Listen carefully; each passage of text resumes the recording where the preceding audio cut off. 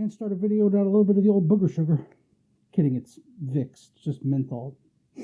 Feels refreshing. It's very nice. Try it out. Hey, what's up, guys? Joker here. I hope everyone is doing well on this fabulous weekend. We've got some good news coming in from Rockstar Games that Grand Theft Auto 6 development is in full swing, and in other news, water is wet. I'm sorry, just being a little bit cynical, because obviously GTA 6 is in development. It's their biggest franchise. They've made literally over $1 billion selling and reselling again GTA 5, as well as shark cards from the GTA Online and all of that stuff.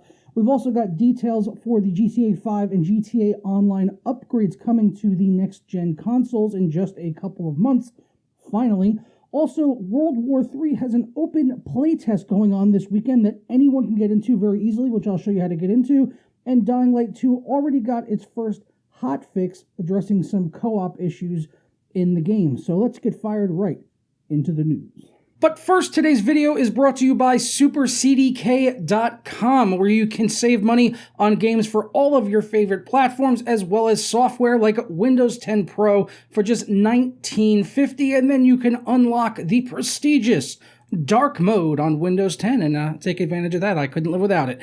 And if you shoot over there right now, you could save 25% off. Hit the Buy Now button and then put in my code JP25 at checkout. I'll walk you guys through the process right now so you can see how much money we're saving and how to go ahead and install this on your Windows 10 PC. That brings our price down to $14.62, total savings of almost $5 using that JP25 code, which will work for any software products over there.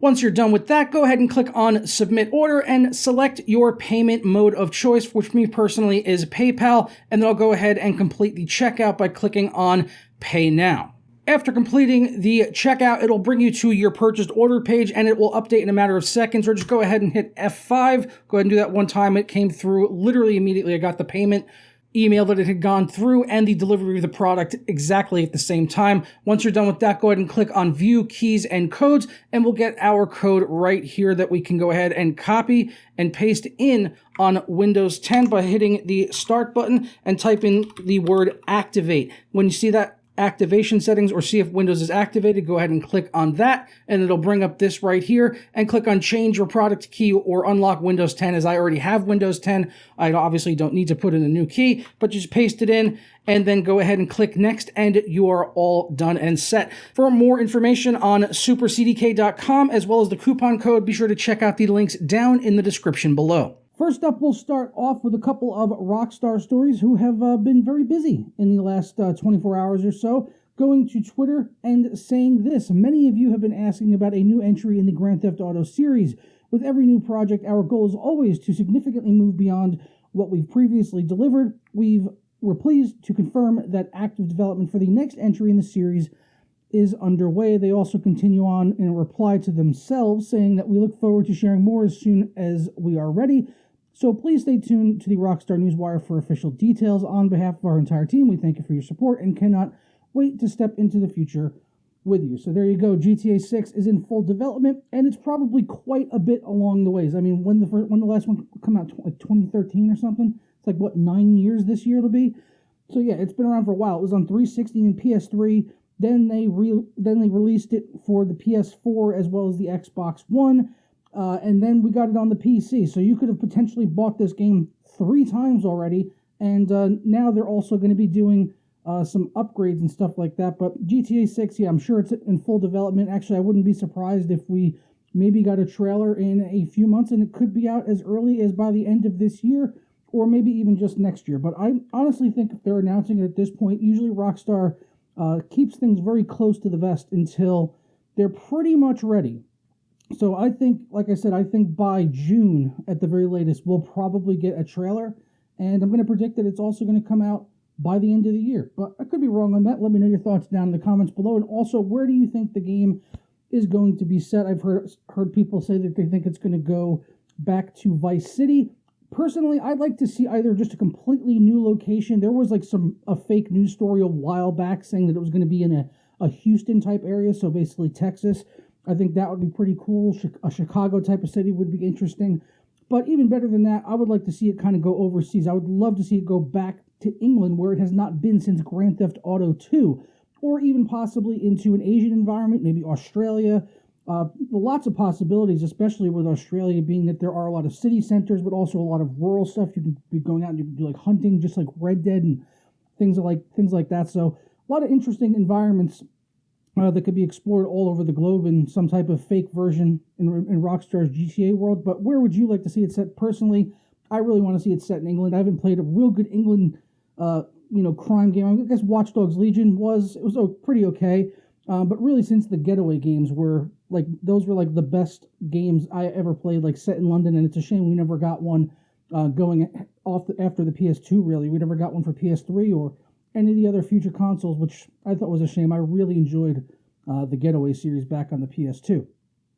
Next up, we've got some more Rockstar news, as they also have confirmed that we are going to be getting upgrades for the next-gen consoles, now the current-gen consoles, I guess, for GTA 5, as well as GTA Online, coming out March 15th. So just about a month and a half away from now, we'll be getting those upgrades. No word yet on whether or not they'll be charging an upgrade fee, but this is Rockstar, so I wouldn't be surprised, but maybe they'll do something nice and try to apologize for that definitively pile of shit edition that came out late last year for the trilogy, and maybe offer these as free upgrades, considering they've already triple dipped on these fucking games. And the GTA Online will be free, though. They're saying GTA Online is going to be a free standalone, at least for the first 3 months, and then after that, I guess there might be a fee behind it, even though it would probably behoove them to keep it as a free standalone, as it just gives them access to more people to milk for fucking shark cars before GTA 6 inevitably comes out, maybe later this year. So as far as what upgrades it's going to be getting, and fingers crossed, maybe we'll see some of these upgrades come over to the PC version as well, as it obviously could have been supporting all of these features since the launch of the RTX 20 series, as it's going to have ray tracing. But they say new graphics modes with up to 4K resolution, up to 60 frames per second, texture and draw distance upgrades, HDR options, and ray tracing. They also go on to say that it will take advantage of some of the new console tech, like faster loading times, immersive 3D audio, platform-specific features like advanced haptic feedback, and much more. So obviously they're going to be taking advantage of that better hardware. Hitting 60 frames per second on this old of a title really shouldn't be an issue. Apart from if they're going to do 4K ray tracing, I'm sure that's going to be limited to like a quality mode that'll be probably be 4K 30 or up to 4K 30 frames per second. And hopefully they have like a performance ray tracing option. And like I said, I would love to see them bring ray tracing and stuff over to the PC. I don't think the PC version even has HDR. I could be wrong about that, but it definitely doesn't have ray tracing.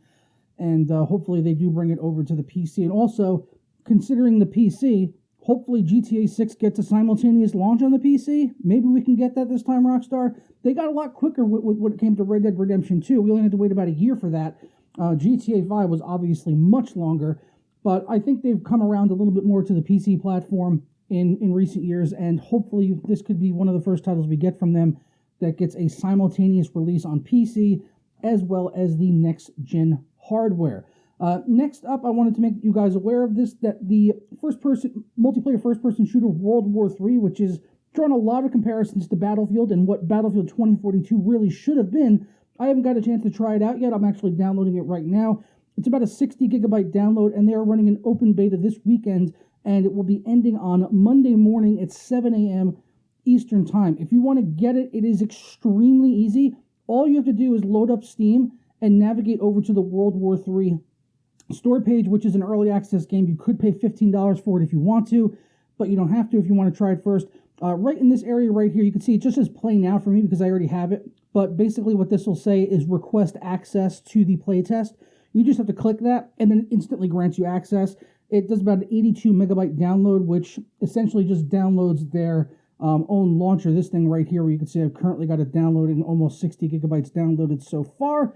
And I'll be giving it a try later today, and maybe we'll do a dedicated video on that if you guys are curious and getting my thoughts, impressions on it, and taking a look at some of the early performance numbers in World War III before it eventually does come out. Also, just quickly, I wanted to mention that Dying Light 2, which so far has very good reviews, and honestly, without ray tracing, the game runs fantastic, and even with ray tracing, if you saw the video uploaded yesterday, it doesn't run amazing with the ray tracing stuff, but it also has, outside of like Quake 2, it has like the most ray tracing I've ever seen in a game, and it looks absolutely gorgeous. Just jaw-dropping visuals. Runs on DirectX 12 Ultimate, I believe the first title to do that. But it's not been a completely perfect launch. There have been some people complaining that the CPU requirements require you to have a processor that supports AVX, which has been around for some years now. So you basically need to be on some modern hardware, refer to the minimum and recommended system requirements to make sure that you meet those before you purchase any game. That should kind of go without saying.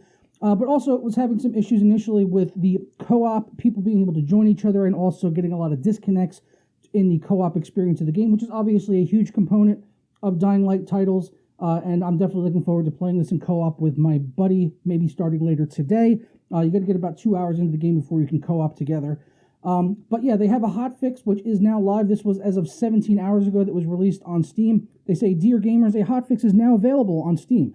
It improves connection stability in co-op mode. Please, just in case, reset your Steam before trying to play and let me know if it works for you." And that was from one of their developers.